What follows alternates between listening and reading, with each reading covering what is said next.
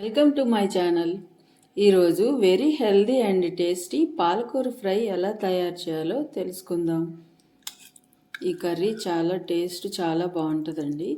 అలాగే వేడివేడి అన్నంలోకైనా చపాతీలోకైనా ఈ కర్రీ టేస్ట్ బాగుంటుంది.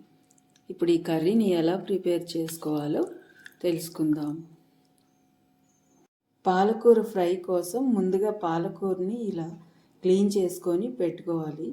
ఆకుకూరలో మట్టి చాలా ఉంటుందండి, అందుకని 4-5 సార్లు పాలకూరని ఇలా కడిగేసి సన్నగా తరిగి పెట్టుకోవాలండి. ఎంత వీలైతే అంత సన్నగా పాలకూరని కట్ చేసుకొని పెట్టుకోవాలి. ఇప్పుడు ఆ పాలకూర ఫ్రైలో వేయడానికి స్పైసీనెస్ కోసం ఇలా పచ్చిమిరకాయలు వేసానండి, అలాగే వెల్లుల్లిపాయలు. మనం తీసుకునే పాలకూర క్వాంటిటీని బట్టి ఇవి యాడ్ చేసుకోవాలి. నేను 3 కట్టల పాలకూర తీసుకున్నాను కాబట్టి 12 పచ్చిమిరకాయలు 12 వెల్లుల్లి రెబ్బలు తీసుకున్నాను. ఇప్పుడు ఇవి మెత్తగా గ్రైండ్ చేసుకుందాం. ఇలా ఈ కన్సిస్టెన్సీలో పేస్ట్ చేసుకోవాలండి, మరీ మెత్తగా అవసరం లేదు. ఇలా కచ్చా పచ్చాగా అయినా చేసుకోవచ్చు. ఇప్పుడు దీన్ని పక్కన పెట్టేసుకొని పొయ్యి మీద పాన్ పెట్టుకుందాం. పొయ్యి మీద పాన్ పెట్టుకొని ఆయిల్ హీట్ అయిన తర్వాత ఇలా తిరుమాత దినుసులు యాడ్ చేయాలి. మినప్పప్పు, శనగపప్పు, జీలకర్ర, ఆవాలు, అలాగే కాస్త పసుపు, నువ్వులు కూడా యాడ్ చేసుకోవచ్చండి. నువ్వులు హెల్త్కి చాలా మంచిది కదా, అందుకే నేను నువ్వులు కూడా యాడ్ చేశాను. ఇలా తిరుమాత బాగా ఫ్రై అయిన తర్వాత ఇప్పుడు మనం ముందుగానే కట్ చేసి పెట్టుకున్న ఆనియన్స్ యాడ్ చేయాలి. ఉల్లిపాయలు, మీకు ఉల్లిపాయలు ఇష్టం లేకపోతే స్కిప్ చేసుకోవచ్చు, యాడ్ చేసుకోకపోయినా బాగానే ఉంటుంది. మా ఇంట్లో ఉల్లిపాయలు బాగా తింటారు కాబట్టి నేను ఉల్లిపాయలు యాడ్ చేశాను. ఇలా యాడ్ చేసుకొని ఉల్లిపాయలని బాగా ఫ్రై చేసుకోవాలండి. ఇలా ఉల్లిపాయలు కాస్త ఫ్రై అయిన తర్వాత ముందుగా మనం గ్రైండ్ చేసి పెట్టుకున్న పచ్చిమిరకాయలు, ఎల్లుల్లిపాయ పేస్టు యాడ్ చేయాలండి.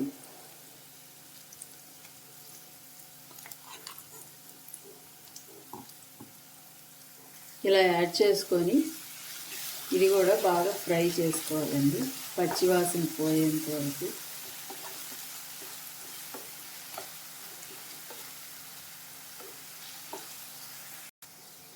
ఇది ఫ్రై అయిపోయిన తర్వాత ఇప్పుడు మనం ముందుగా కట్ చేసి పెట్టుకున్న పాలకూర తురుముని యాడ్ చేసుకున్నాం.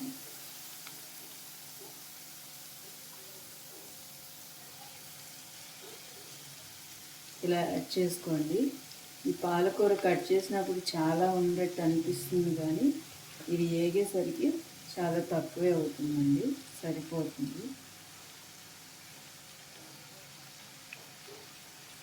ఇలా స్టవ్ మీడియం ఫ్లేమ్లో పెట్టుకొని యాడ్ చేసుకోండి. ఇలా యాడ్ చేసుకొని బాగా మిక్స్ చేసుకోవాలండి. ఈ పచ్చివాసన పోయేంత వరకు పాలకూరని ఫ్రై చేసుకోవాలి. పాలకూర చాలా పచ్చిగా ఉంటుందండి, చాలాసేపు కాస్త ఎక్కువసేపు వేయించాలి. అప్పుడు దీనిలో ఉన్న పచ్చివాసన పోయి మనకి కర్రీ టేస్టీగా వస్తుంది. ఇలా చూడండి, ఇందాక చాలా వేసినట్టుంది కదా, కానీ ఇలా ఫ్రై అయ్యేసరికి ఇంత అయ్యింది కదా. ఇలా మూత పెట్టకుండానే ఫ్రై చేసుకోవాలండి, అప్పుడు ఇది గ్రీన్ కలర్లోనే ఉంటుంది. మూత పెడితే కాస్త నల్లగా అవుతున్నట్టు ఉంటుంది. ఇలా మూత పెట్టకుండానే ఫ్రై చేసుకుంటే గ్రీన్ కలర్లోనే ఉంటుంది. వాటర్ కూడా దీనిలో వాటరేనండి, నేను ఏ వాటర్ యాడ్ చేయలేదు. ఈ ఆకుకూరలో ఉన్న వాటర్ అంతా బాగా డ్రై అయిపోయేంత వరకు ఫ్రై చేసుకోవాలి. మీడియం ఫ్లేమ్లో పెడితే బాగా ఫ్రై అవుతుందండి, పచ్చివాసన అంతా పోయి.